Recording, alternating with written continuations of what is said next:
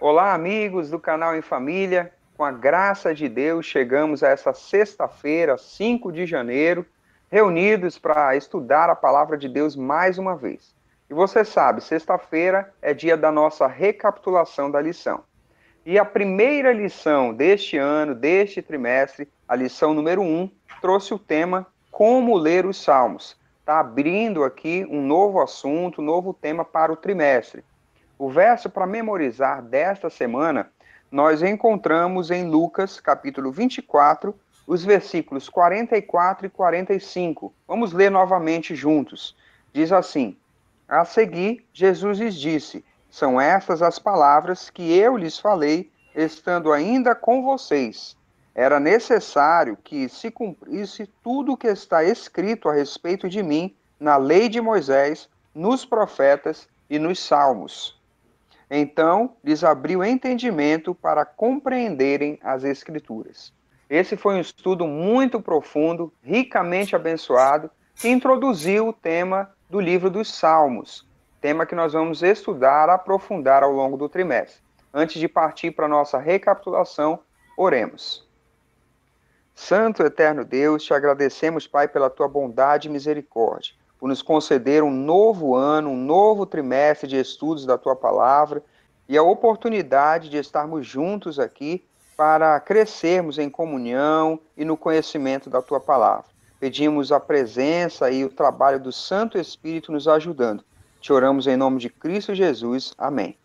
No estudo de sábado, nós tivemos a oportunidade de dar a introdução ao assunto desse trimestre, um novo assunto que nós estamos estudando, que é o livro de Salmos. E, particularmente, no dia de sábado, nós aprendemos como ler o livro de Salmos. E o primeiro comentário que a lição nos trouxe é que, quando nós lemos o livro de Salmos, nós encontramos várias características muito peculiares desse livro. E uma delas é que você observa que são pessoas, homens, que dirigem as suas orações, as suas palavras ao Senhor. Mas, embora sejam as suas palavras, a lição vai dizer que elas não se originaram deles. É o Espírito Santo de Deus que os inspiraram a falar o que eles falaram. Então, assim como todo o restante das Escrituras, o livro de Salmos também é inspiração do Espírito Santo. Isso é fantástico, né? Nós aprendemos como ler o livro do Salmo, ou seja, nós lemos o livro do Salmo como a palavra de Deus. Jesus citou o livro de Salmo como a palavra de Deus. Os apóstolos citaram o livro do Salmo como a palavra de Deus. São várias referências que nós tivemos a oportunidade de estudar e de ver. Jesus e os apóstolos citando o Salmo como sendo a palavra de Deus. Então, embora essas mensagens tenham sido escritas muitas vezes no contexto particular de um salmista ou da nação judaica, as mensagens delas, por ser mensagem de Deus, chegam até nós como uma mensagem de esperança.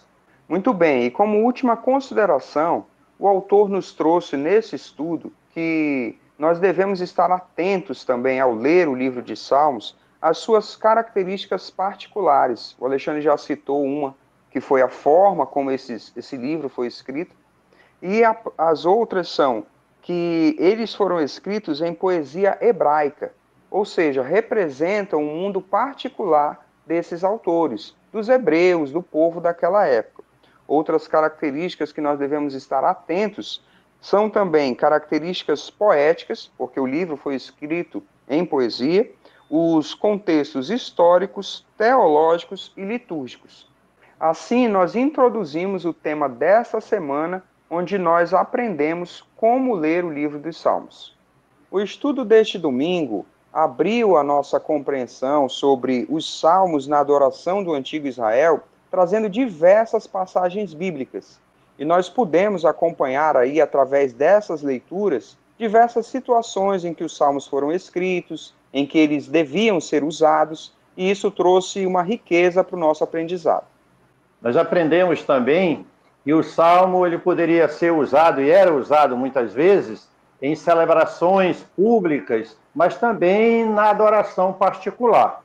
O nome salmo nós vimos que representa louvores e era a maneira dos hebreus louvar o nome de Deus, cujo é o objetivo principal das pessoas, é da nação hebraica e é nossa, adorar o nome e louvar o nome de Deus. Nós vimos também, né, que os salmos, além da adoração, eles eram usados em várias situações e circunstâncias do povo de Israel. A lição deu exemplo aqui que eles eram usados em dedicação do templo, em festas religiosas, né, em procissões, e também, como nós vimos na pergunta 1, no estabelecimento da Arca da Aliança em Jerusalém. E aí, nesse ponto, a lição nos apresentou uma seção fazendo uma relação entre os grupos de salmos e as diversas ocasiões em que eles eram usados. Nós temos aqui grupos que eram chamados de os cânticos de ascensão, o Halel egípcio, o grande Halel, e eles eram usados em situações como celebrações, festas, as 3 principais festas do povo judeu, na Páscoa, no começo, no final da Páscoa. Eles também eram usados nas orações diárias, nos cultos matinais da sinagoga.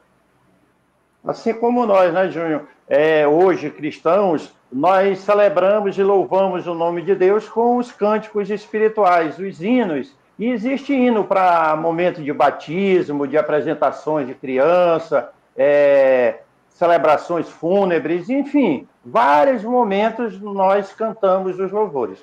Mas nós vimos também que os salmos não tinham a finalidade única de apenas louvar o nome de Deus, mas era usado também para instruir o povo, apresentando quem era Deus, a sua maneira correta de adoração. E o próprio Cristo usou isso. Jesus se referia aos salmos, ele em sua missão falou dos salmos.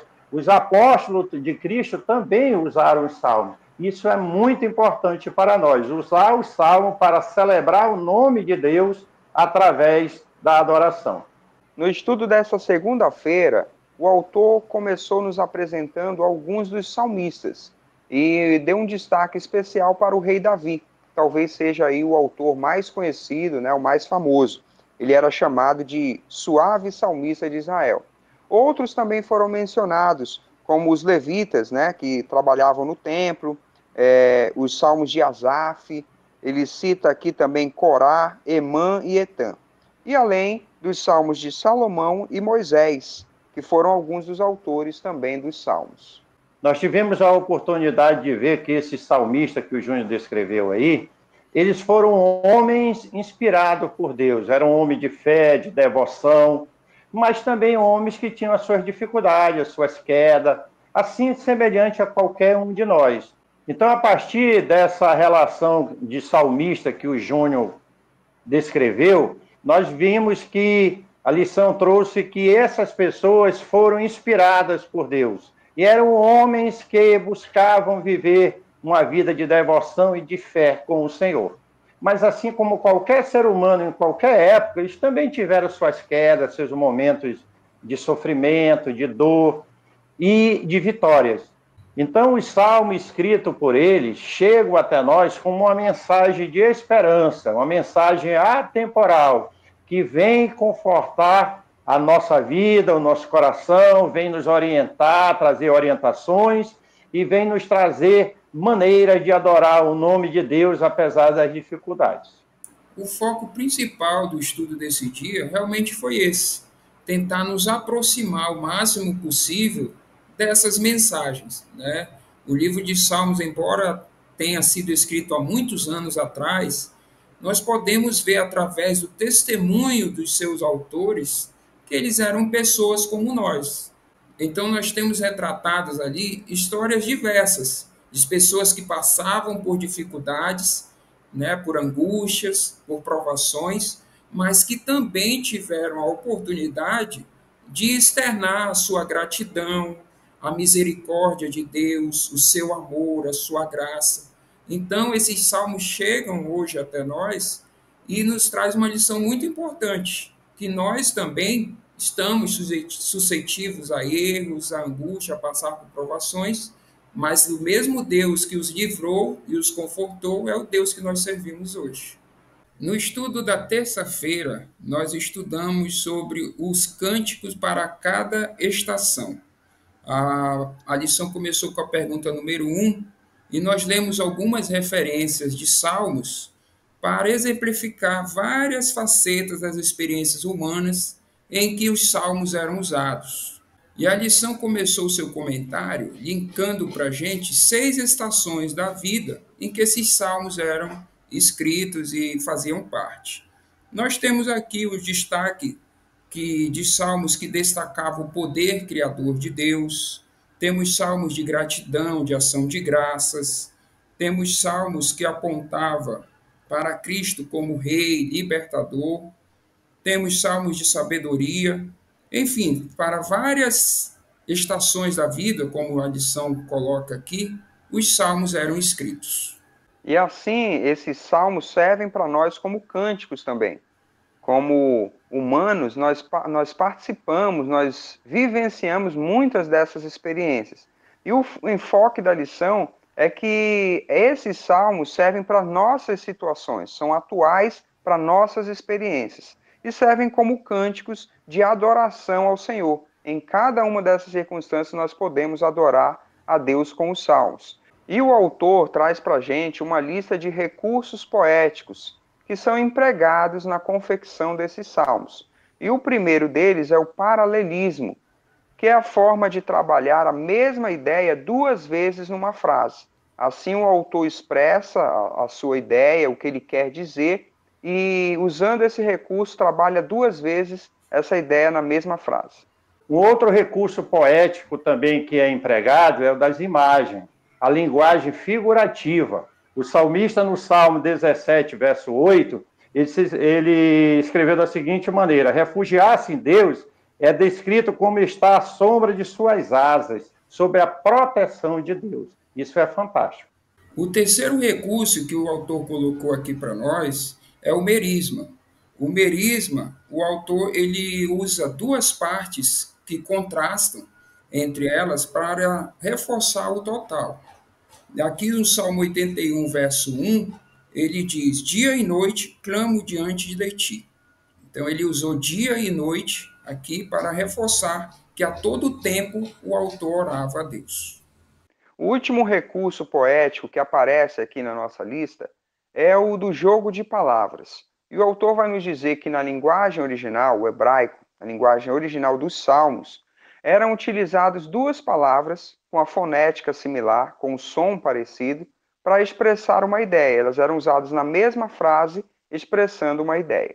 E assim nós tivemos a oportunidade de estudar de que Deus tem um cântico para cada estação da nossa vida. Deus está conosco, nos inspira, nos orienta, nos abriga e nos fortalece. Isso nos anima muito na nossa caminhada rumo a Canaã Celestial. Nessa quarta-feira, nós tivemos a oportunidade de estudar as orações inspiradas, o Salmo como orações inspiradas. E nós vimos que o Salmo, além de estar presente na realidade de Israel como louvores, também fazia parte de sua realidade como orações.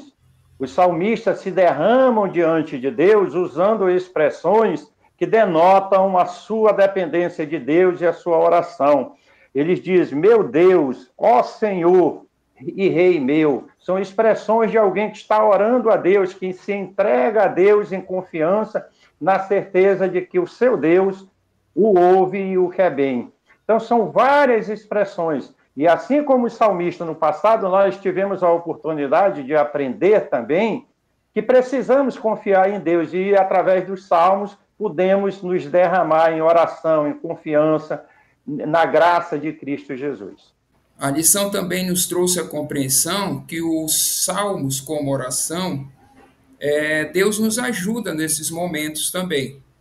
Né? O segundo ponto que a lição destaca aqui é que nesse momento entre você e Deus, em que você está clamando, pedindo a Deus ajuda, Ele está te ajudando, Ele te inspira também. E o Espírito Santo também intercede por você nesses momentos. Inclusive, a lição trouxe um texto muito bom de Romanos, capítulo 8, verso 26, que fala que nós não sabemos orar, mas que o Espírito Santo intercede por nós diante de Deus e nos ajuda nesses momentos também. Esse é o papel dos salmos, né? Como orações. Nós temos ali a oportunidade de falar com Deus através da própria inspiração do Criador. A lição desse dia concluiu dizendo que essas experiências, esses salmos, têm uma profundidade espiritual tamanha que ultrapassa qualquer barreira étnica, cultural, de gênero. Então, são experiências, são citações que serviram para os salmistas e servem para todos, para que nós possamos elevar o pensamento a Deus em oração e sermos abençoados pela comunhão que eles nos proporcionam. Na lição dessa quinta-feira, nós tivemos a oportunidade de adentrar no mundo dos salmos. E o estudo nos levou à primeira compreensão de que o mundo dos salmos é centralizado em Deus. Deus é o Criador, Deus é o Deus presente, e o salmista entendia que Deus era central em sua vida. Ele também sabia que Deus nunca falha, mesmo tendo momentos de alegria ou de tristeza, de dor, de sofrimento, enfim, em qualquer situação, Deus estava presente e ele entendia que Deus sempre tem uma resposta, Deus nunca falha. Em seguida, a lição nos trouxe a compreensão de que, como os salmistas e o povo, de maneira geral, centralizavam a sua vida em Deus, isso os levava à adoração. Nós vimos que a religião e a adoração, de maneira geral, era muito presente na vida do povo e dos salmistas. Então, eles entendiam que Deus estava ali com eles, diante deles, em todas as circunstâncias, sejam por momentos bons que eles estivessem passando ou por maus momentos, mas eles entendiam que Deus estava presente e que era merecedor da adoração deles. E um terceiro conceito que foi trabalhado no estudo de quinta-feira também é o da transcendência de Deus. A partir dessa compreensão da presença de Deus, da adoração ao Criador, nós vamos ver que os salmistas entendiam que Deus transcendia qualquer limitação que está proposta para nós, seres humanos. Ele não estava limitado ao tempo, ao espaço, à matéria. Então, Deus é onipotente, onisciente e pode fazer todas as coisas. Por isso, é merecedor da nossa adoração. Um ponto importante aqui, textual da lição, diz assim: Ele, Deus, está ao mesmo tempo longe e perto, em toda parte e em seu templo. Ele está oculto e revelado. E assim nós tivemos a oportunidade de ver que o mundo dos salmos é um mundo centralizado em Deus, que nos leva a uma adoração a esse Deus e com a confiança de que Ele está sempre conosco e quer sempre o nosso melhor, que responde às nossas inquietações no seu tempo, tendo o objetivo de nos ajudar a resolver todos os nossos problemas. Deus seja bendito.